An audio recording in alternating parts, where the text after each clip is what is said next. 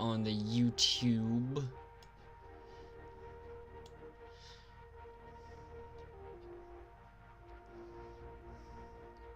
And are we a go? Just waiting for this YouTube. There. Alright. So, welcome to the Sunday Equinox, which is my weekly podcast, gathering, just sort of, at the very least, a place for myself to just sort of think in Thelemic terms. Last time I did a tarot reading, and it was a terrible mistake. Like, it didn't go badly, it just took fucking forever. Just way too long. So first thing that we've got to start off with...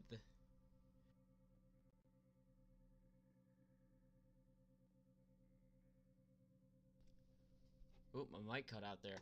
As always... I hate it when we teeth whistle. As always, we're gonna start off by looking at the limit calendar, because it is Sol in the 9th degree of Gemini, Luna in the 8th degree of Sagittarius. It is Sunday, and the year is 122. Because it's just... I need to get a proper calendar made. I don't tune into, like, and that's another reason why I want to have this. I don't tune into the, you know, the small daily things, because, I mean, other than, like, as a point of spiritual reflection or something, other than this, like, when I'm gonna use this, I don't use a regular calendar. I know what year it is EV because I'm sitting at a computer and I can glance at the corner and be like, oh, it's 2026. So the next full moon is in 3 hours and 36 minutes. Which means if you are in the Americas, get on it. Get that moonlight, that moon juice. So obviously it's going to be a month into the next one. I think this is a blue moon. It's currently a waning gibbous. Today's moon sign is Sagittarius.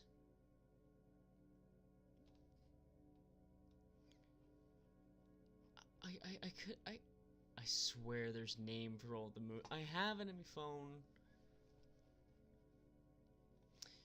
And I'm tempted to also add on to this. I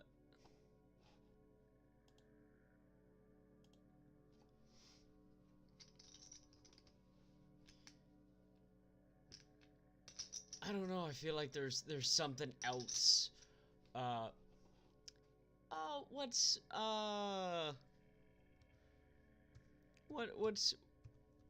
the Thoth deck today? I'm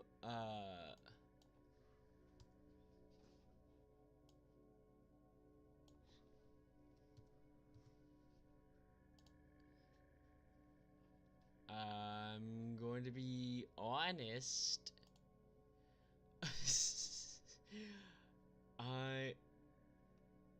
I cannot remember the last. It's only been a couple days. It's only been a couple days. But yeah, it's been a minute since I slept. All right, well I have found a PDF. Like this is the true. Oh god damn it. The true Akashic record is just fucking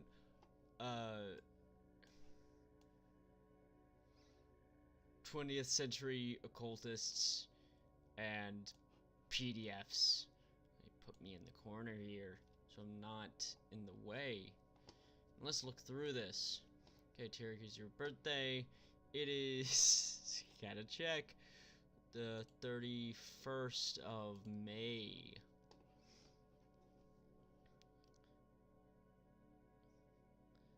So Gemini, yeah, we went over that. Ooh, it's related to the lovers. Which is related to Zane, which is like a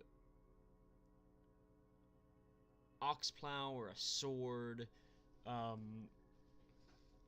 And you know, you have to see it, especially within like the Thoth Tarot. You have to see it in terms of the alchemical process, because I'm not gonna go through all of it, but the lovers, it precedes art. So it is the plowing, fertilization of the fields, the preparation for this integration and transformation, transcendence. Because don't forget that art is related to Liber Samek. Art is related to Samek, which on the Tree of the Life is, of course, the path connecting Yesod and Tifrath. Yeah. I just had to double check. It's like, it's not Yesod and Malkuth, right? Hold on, I gotta try and make myself straighten up. Maybe that's too much. Too straight. Don't want too straight.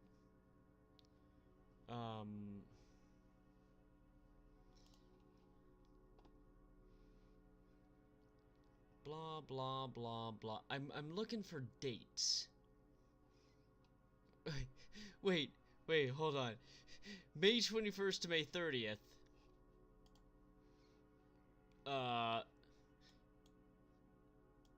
June 1st. We're not on here. What? Come on. I'm pretty sure there's like a specific card that there should be a specific card related to today. Oh well. That's what I get for trying to throw something in spur of the moment.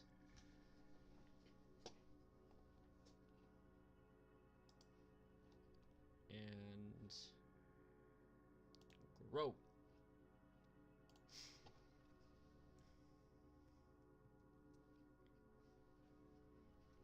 So, I gotta find my vape. I've been working on a writing project. You know what? I'll actually just pull it up. Uh,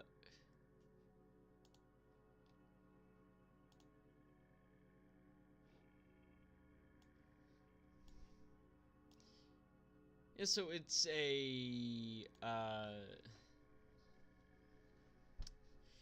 guess stylistically it's really inspired by more out there writers. Like, I think stylistically, my most parsable influence is Nietzsche. Um, as you can see from this little section, I'm going through a bit of a Kenneth Grant phase. Not in content, but just in what I think is useful communication. And if you are listening to this, because I am intending this to be a podcast, I'll read out this paragraph to you. Oh hell, I need to add a citation for that, god damn it. Oh, where's my copy of Thus Spake Zarathustra?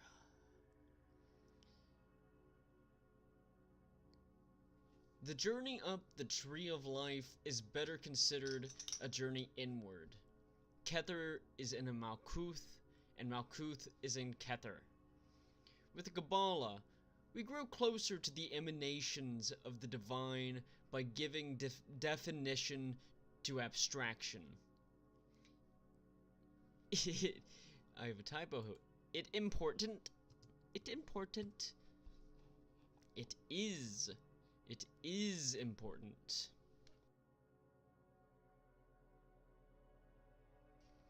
It is important to note, it is a mistake to equate the elemental correspondence of Malkuth to the totality of objective materiality.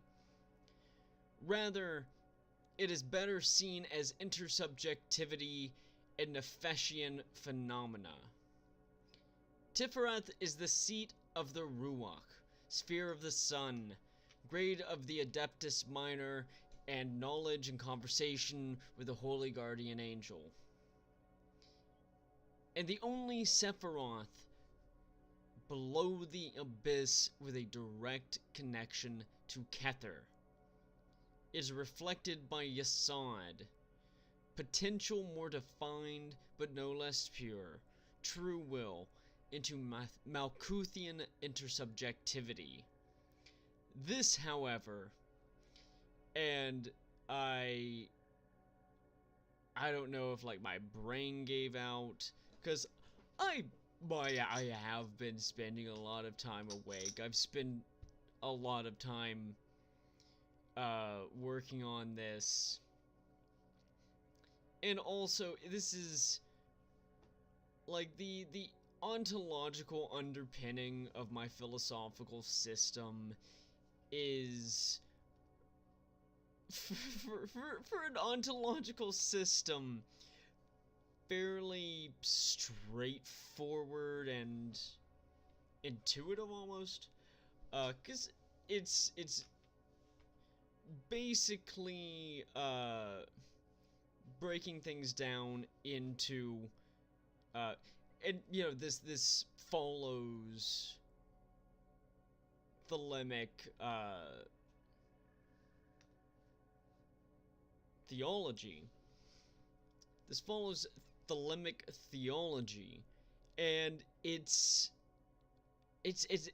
happenstance. Like it was very very strange, because I started developing this, I mean, in the wake of 2020. I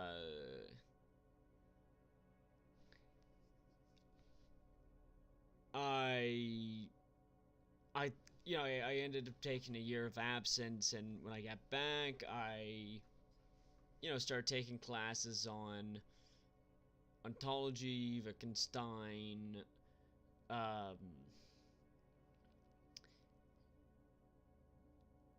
and this led me to start working out just sort of based on, I don't, it's been so long since I've been in college. I don't even remember if I read Heidegger. I don't think so. So I can't quite reference Heideggerian philosophy. But like the gist of the phenomenology I remember, uh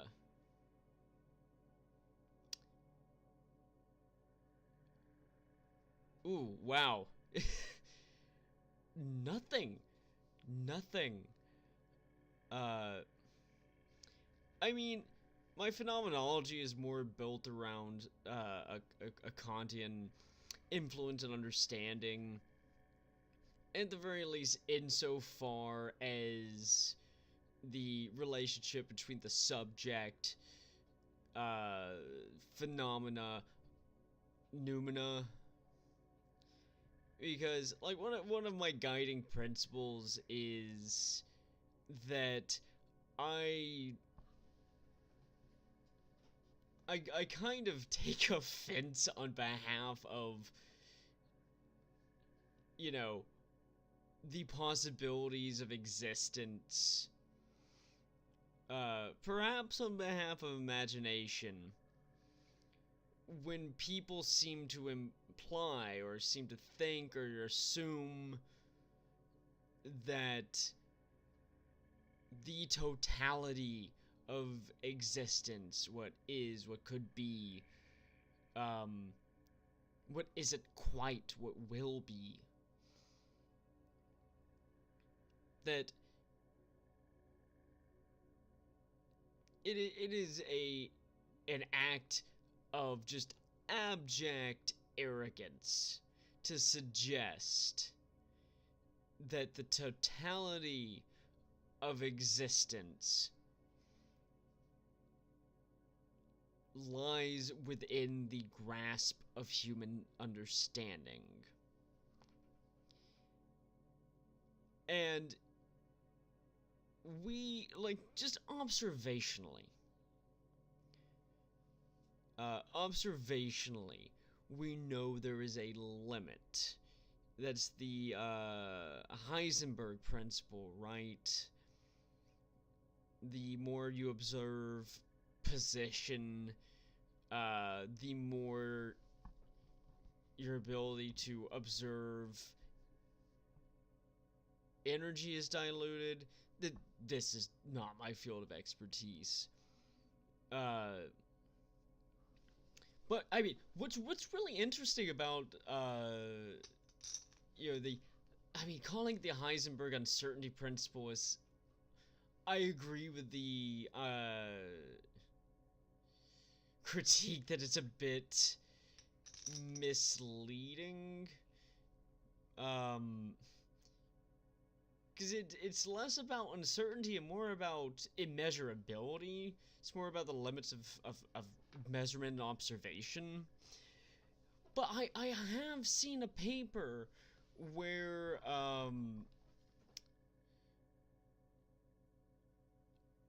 oh, if I thought of this before I would have looked it up, but I am, like, look, it is 6:24. And you may be asking yourself, well, you have a poker player schedule. Why are you doing a morning show? Uh, I I tend to be awake at this time on Sundays, like, just regularly. I noticed I ended up doing morning rush on like most every Sunday. So uh anyway, so the point I'm at, sort of the difficulty with it is because, like, conceptually, I understand it. I'm just struggling, to, like, find some footing on communicating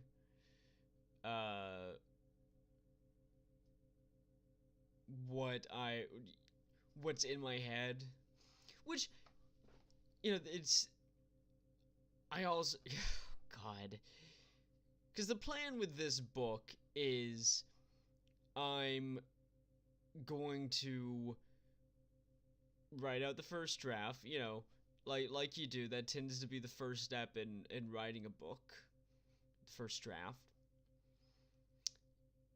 And then I'm, gonna go through it, uh,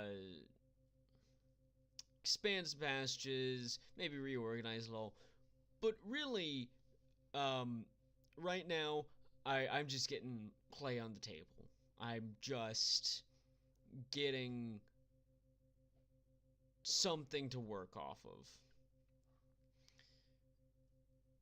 The first rewrite is just cleaning it up and getting it ready for the next stage, which is just going to be focused research on just as much as feels necessary. Uh, I would love for this to be a psychotically well cited. Because my approach to philosophy has always been you know the Nietzschean human dynamite approach of, come on, let's party. Let's see how far we can take this. Like, what's the weirdest thing we can argue while still being sensible? And obviously I do, call myself a Thelemite. I am a Thelemite. So I'm speaking in jest, obviously. I again, I've been up for a while. I Okay, what happened was I had a friend over, and so I've been I also had a doctor's appointment earlier in the week, and I am so off topic. Uh Long story short, I started having a diurnal schedule, and I just don't jive with that. So I stayed up Friday night because I needed to see my friend off. Walk him to the train station at like 2-3 p.m. And then I had a tournament from like a ticket where that was the only one I could do. It was either use it or lose it. And I think that might have been the worst tournament of my life. Like, I think I played solid. Maybe not my A game, but B, like solid B game. But I just just bad beats. Uh, Oof. And then, and then I was like, oh shit, I fucking said I said I was going to start doing the Equinox live streams at 6 a.m. on Sundays, and I forgot when I stayed up on Friday night that I needed to be up at 6 a.m. Sunday night, and I'm not waking up at 5 a.m. I'm going to stay up, and I'm going to put on a bad show, and that's fine. It's fine. Anyway, it's just been a bother trying to uh, like, beyond just finding the right words, just getting myself to have to sit and explain how my ontological system maps onto Thelema Kabbalah, and it's, oh god. This is I feel like this is an extension of being a poker player in terms of why do I do this to myself?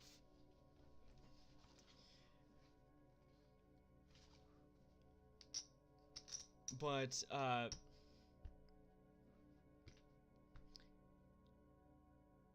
I mean, it's the simplest answer is true will. Is I feel it. I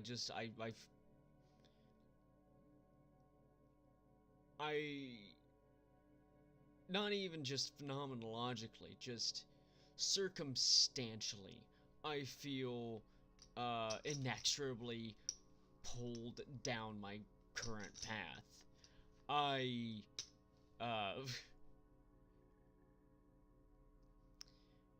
have a very much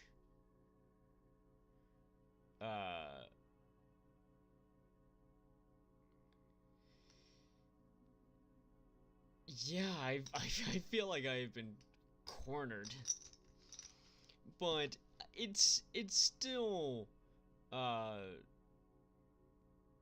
you know, at bottom, I am driven by passion, and you know, and part of my approach to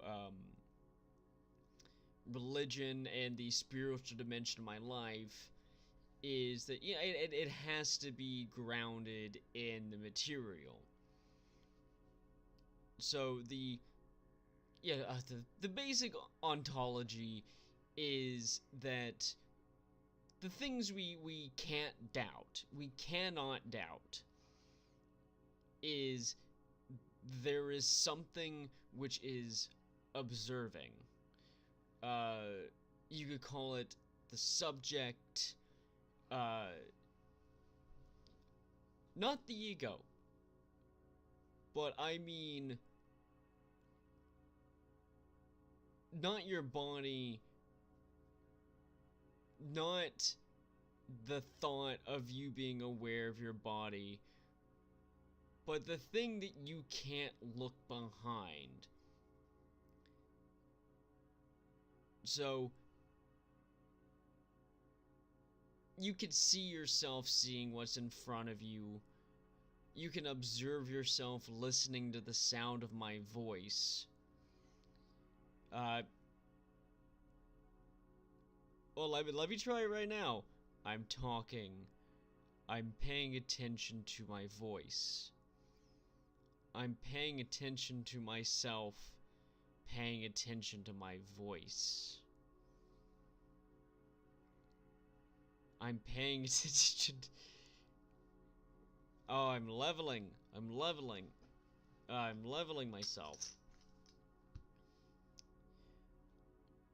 But there is a core that it doesn't matter, and the reason you can't get behind it is the only way something is being observed is if it's in front of it. It is, what I'm referring to is the most bare bones sight of your phenomenological experience.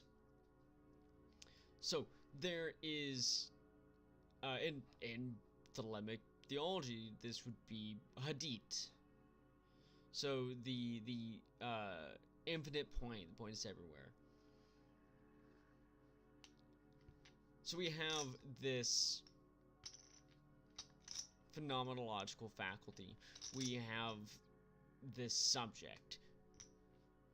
by engaging in the conversation, you can take a deterministic stance. You can say that you're a brain in a vat. I'm a demon trying to trick you. It doesn't matter what you say.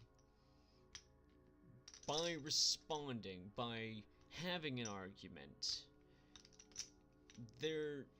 you are experiencing it. You are experiencing the thing that I am talking about. So, this is, of course, incomplete.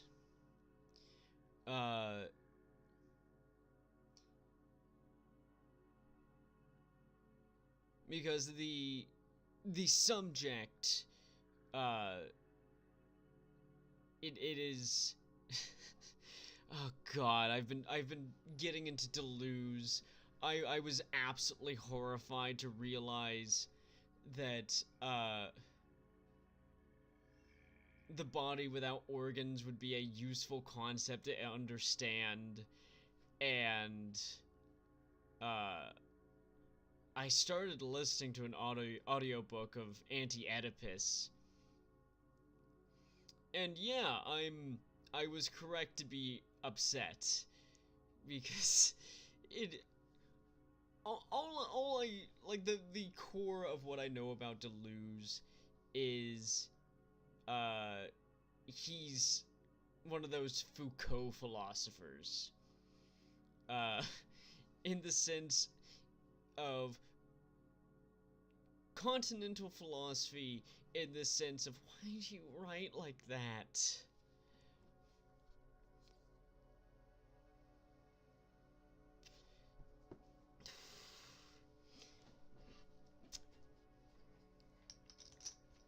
But,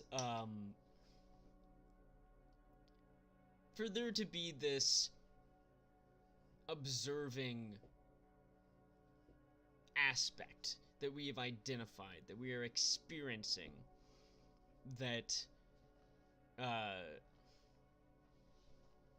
is beyond doubt, because it is ever present.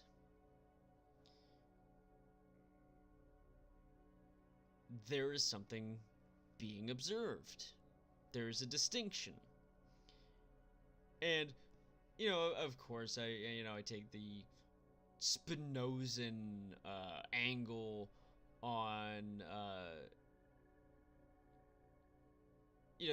I take the pantheistic route of, like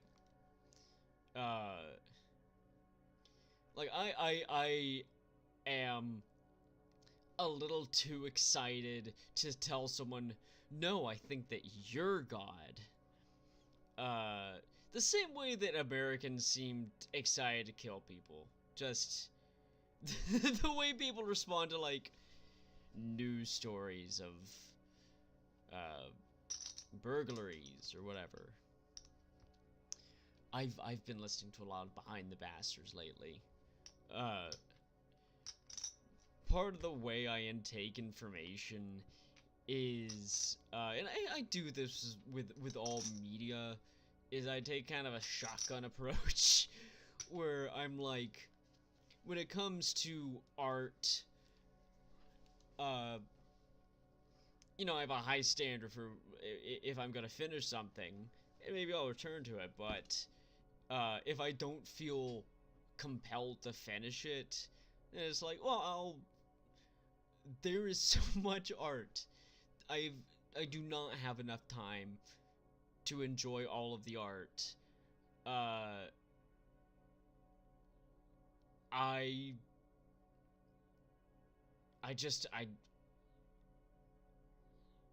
want as much of it as possible. And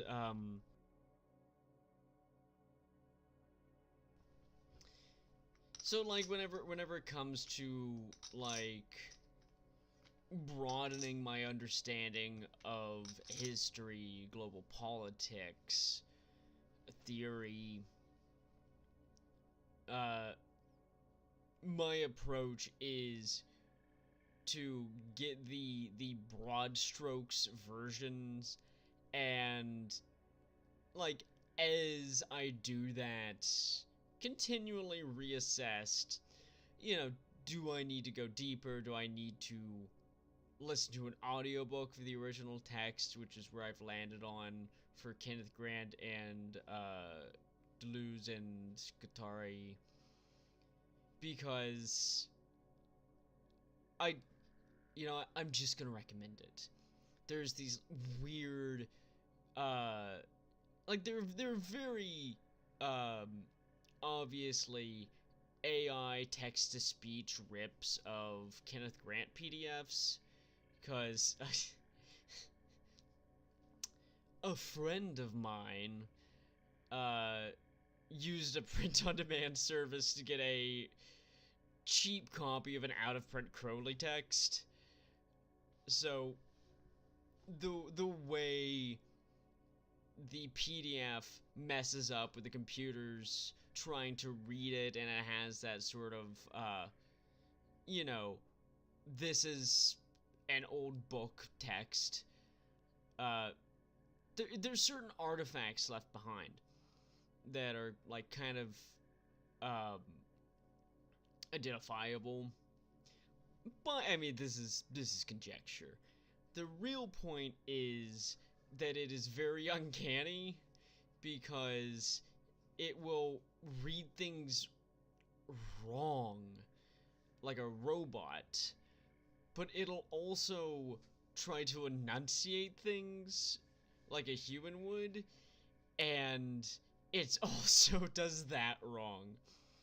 It's a very bizarre experience, especially with Kenneth Grant's writing style. It gets better and better the deeper you get into it. I have this playlist of the trilogy. Is the Typhonia trilogy just the first 3? Are all 9 the I don't. It's Kenneth Grant. It's not who cares. It's not who gives a shit. It's just like, I feel like focusing on exactitudes is focusing on the wrong thing. Like, my general reaction to listening to Kenneth Grant is, well, that's not true. It's because there's a lot of like, like old school occultism bullshit where it's just pre-internet. No one had Google. I could just be like, oh, no, tarot actually comes from Taroki, Tarok. It's still popular in Central Europe, but the earliest tarot deck is the earliest intact one is the Forest of Escante. I have a reproduction of it. It's really cool. That's from the 15th century. The oldest partial deck is the Sola Busca, which was the inspiration for the Waite Smith deck. There was actually an exhibition of them on while Pamela Coleman Smith was designing the deck, and a Waite suggested that she go and look at the Solabusca deck, and you can see that influence in the Three of Swords. I freaking love cards. Look, it's not just the poker. I like cards.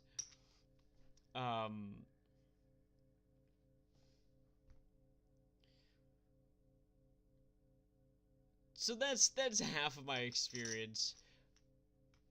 At this point, a third.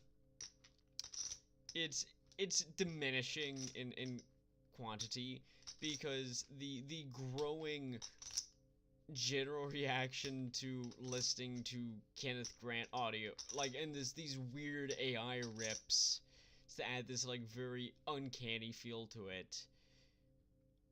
My main response is, huh? Like, it's it's so strange because, like, in terms of content, in terms of like factual content, I'm getting relatively little out of it, but in terms of like inspiration, where it's the same, like the exact same thing that I've experienced with like listening to an audiobook of Anti-Oedipus, where I'm like, I don't know what the fuck these guys are on about, but I'm having some very interesting thoughts about tournament poker. Because, you know, I've been listening to the audiobook while I do tournaments. It's been fun. Definitely got to keep that up. Which is another reason to not schedule, to sort of abandon the idea of streaming while I play. It's negative. It's bad for my win rate. Sorry, it's bad for my win rate. I don't know what else to say. I play worse on stream, which is very convenient. Very convenient.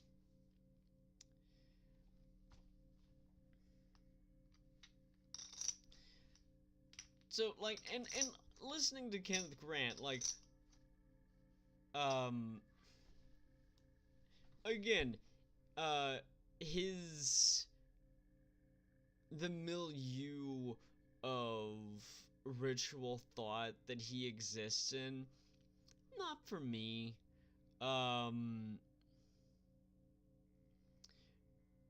But it has gotten me thinking of, like, uh, while I'm writing this text, maybe that's something to experiment more with, because I've done, I've given it the old college try.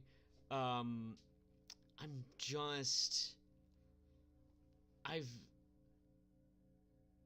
I don't know.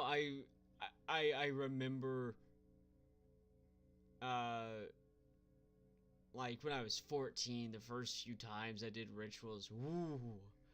Ooh, working off of LaVey. Ooh, conservative, rural, or not rural, the small town household. Uh,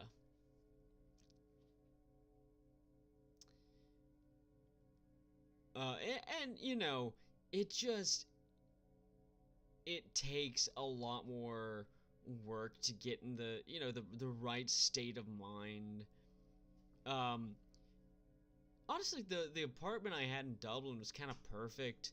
I just moved the coffee table out of the way.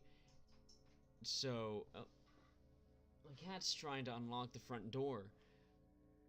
So I'd move the coffee table out of the way, and I'd have all this free space, um, a mantle that I use to that I would keep my altar on, um,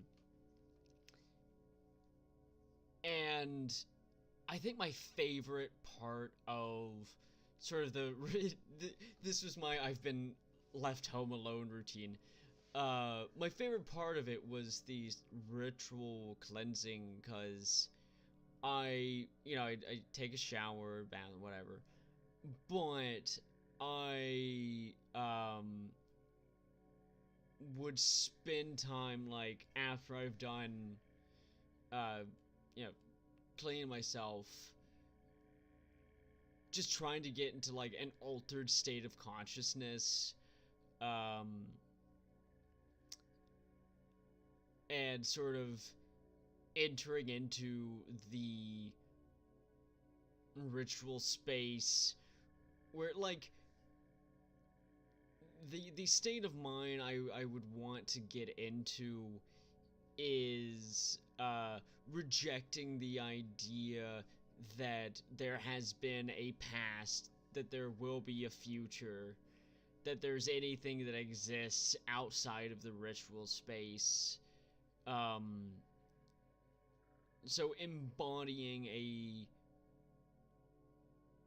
worldview, and through that embodying a version of myself that exists solely for that ritual, where uh imposing the idea that spontaneously this is what emerged as material existence. This moment of this singular figure doing a ritual in this liminal space, to no longer exist. Very Meeseeks coded.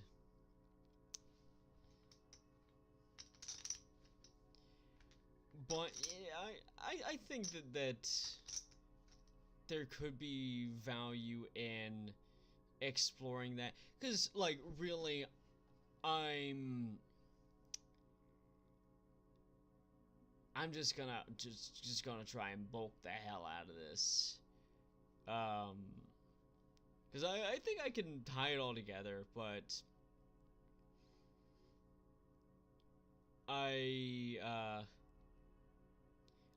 feel compelled to push for the extremes. And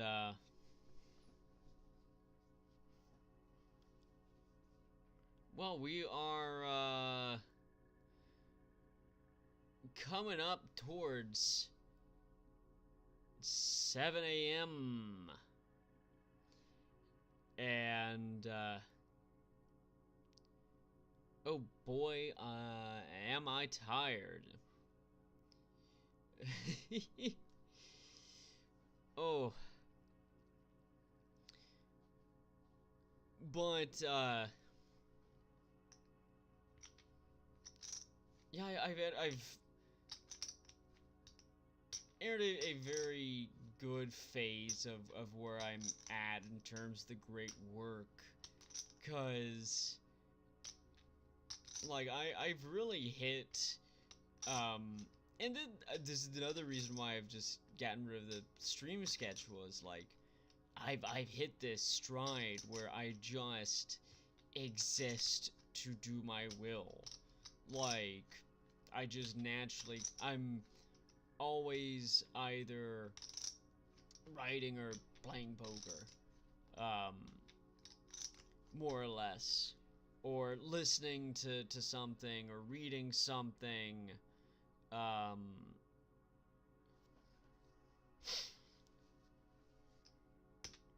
and it's not even like being a workaholic. It's it's just being. Like, I have my silly little tasks, and I do them because, not because I have them scheduled, not because there's someone telling me to do it, but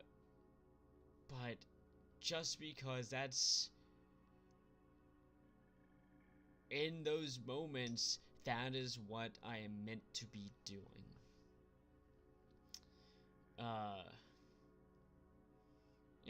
I feel like there is a comparison to be made in between Thelema and poker, and I've probably brought it up before, but I think that Crowley's definition of magic is the art and science of causing change and causing change to conform with the will, blah. I mean, of course, it's vague. It's purposefully vague. I would relate it to, and I need to find the copy of my copy of this book. Pedagogy of the Oppressed, Paulo Freire. Because there's this fantastic section where he's talking about what distinguishes humans from animals, which I think is always a very interesting discussion, because on one hand, I think the disconnect a lot of people in modern society have with the fact that they are animals, like they are animals that live on Earth. It's so bizarre to me when people treat environmentalism like it's some hippie liberal, like, no man, I fucking live here. Like, am I being a hippie for saying, for like wanting to keep my house clean and being angry if your dog shits on my lawn, you don't pick it up? Like, is that leftist? Is that, it's just common sense. Just common sense. Jesus. And like, people get so upset of the idea of you know, you learn this when you're like 12. It's called an ecosystem. So the things on Earth don't exist in isolation. They affect one another. So why is it a problem if the horned owl goes extinct? Like, specifically, I don't know, man. But I can tell you, it's probably not good. And goes, like, off the top of my head, an ecosystem losing a predatory species, well, what tends to happen is that since the prey animals are no longer being sufficiently culled, they eat more vegetation than is sustainable, which can cause problems, not just, you know, end up with a million fucking starving bunnies, but also erosion, not kill off entire species. That seems uncool, because it's like, I live here. Like if you came onto my property and you know, killed one of the strays that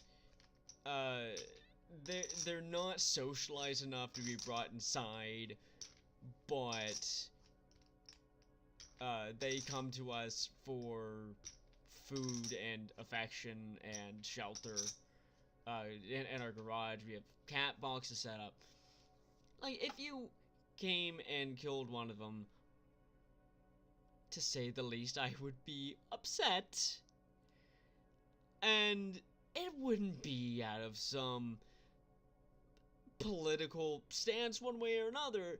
Like, that's, like, what the fuck, man?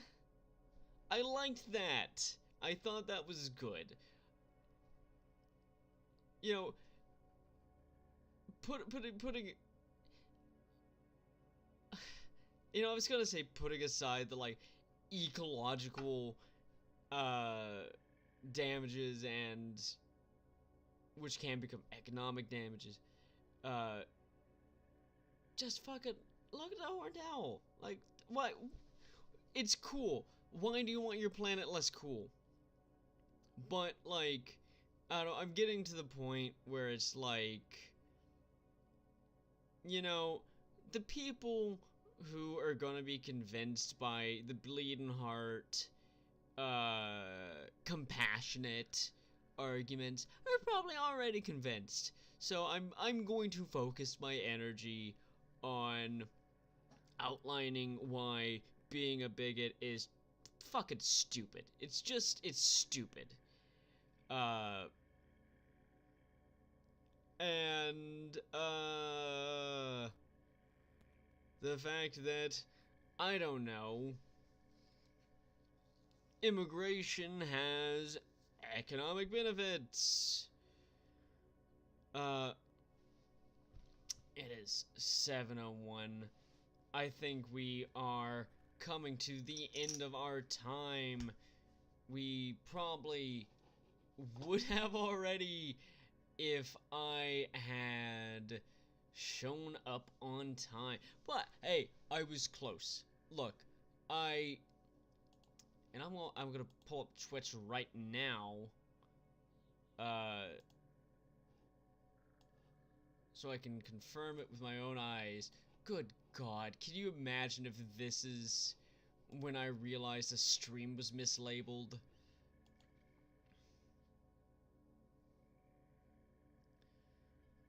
Oh, it's taking so long to load.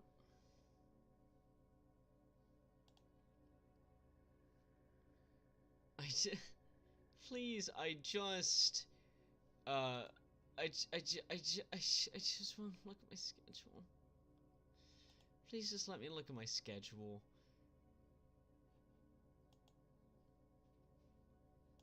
I don't know what that is.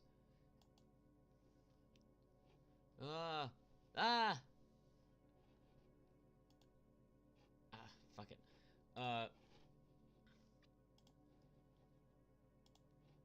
Ugh.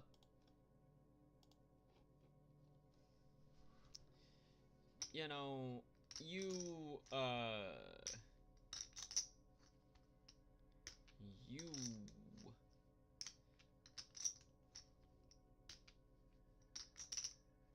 I need to go to sleep.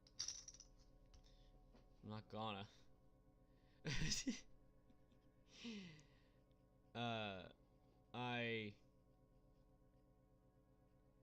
I meant to play some NASCAR earlier. Oh!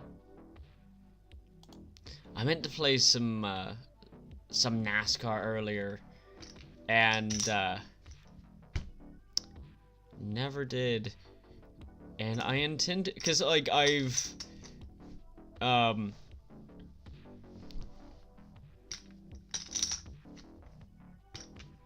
turned the difficulty on the controls all the way up, but I've put the AI on easy. So the goal is that we all suck. But I've just been fine-tuning it. Like, it's so like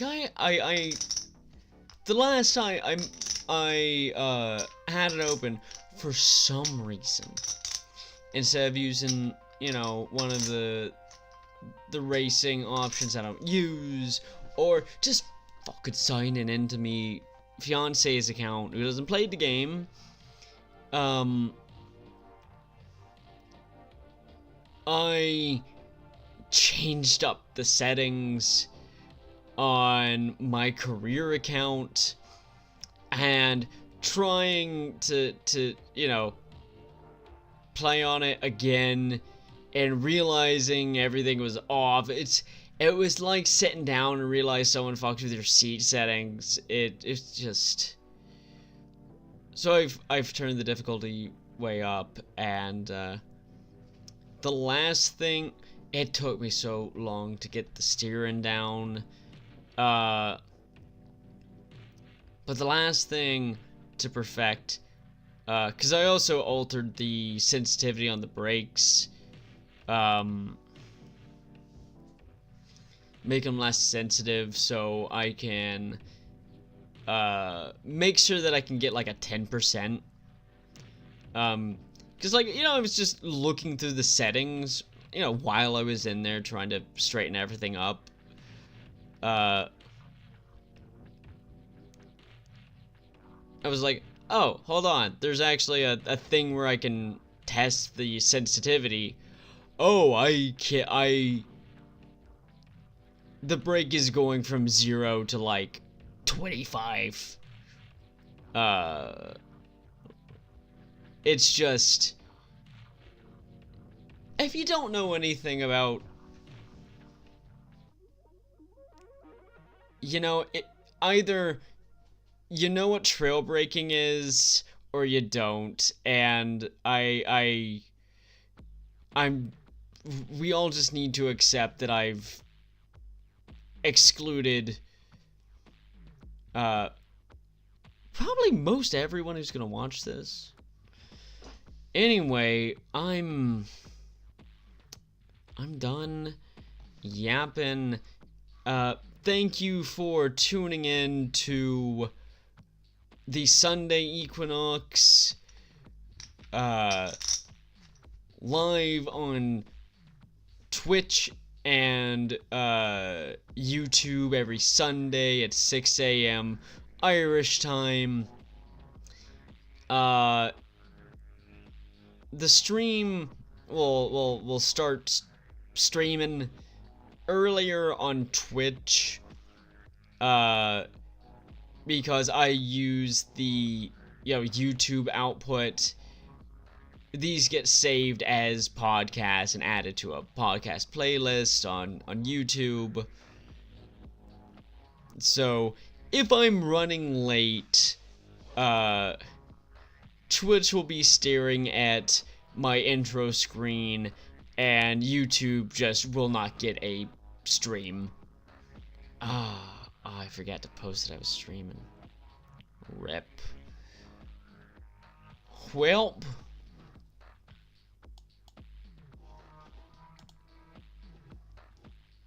Am I still streaming on YouTube? Shouldn't be. Bye, if I am. Bye!